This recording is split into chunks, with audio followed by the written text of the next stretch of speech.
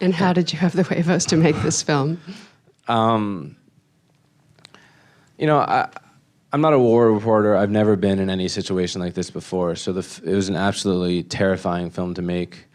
But you know, first and foremost, I owe enormous amount to my team, my local team in Mexico, Daniel Fernandez, my local fixer who still lives in the area, who helped keep us safe as much as one can in these situations. And also, you know, there's thousands and thousands of journalists all across the world telling very difficult stories. And so I wanted to tell this story, and I felt a deep obligation to tell this story, but I'm not the only one telling difficult stories.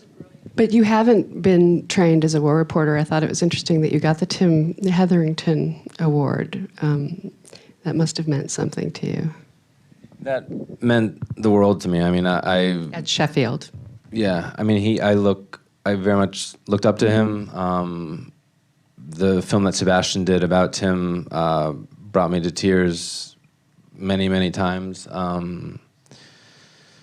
And Restrepo is an incredible standard to meet. Restrepo was a huge inspiration for me in making this film. The Square was a huge inspiration for me in making this film. You know, I really wanted to be embedded with a story and let that story evolve.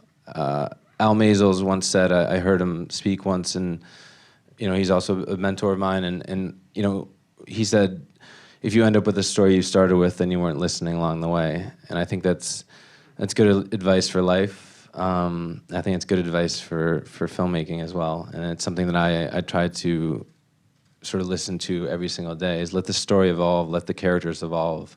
You know, I really didn't want to put Naylor or the Doctor or the movements in these nice, neat little boxes. You're complex, I'm complex, they're complex. You know, I want to revel in the complexity of humanity.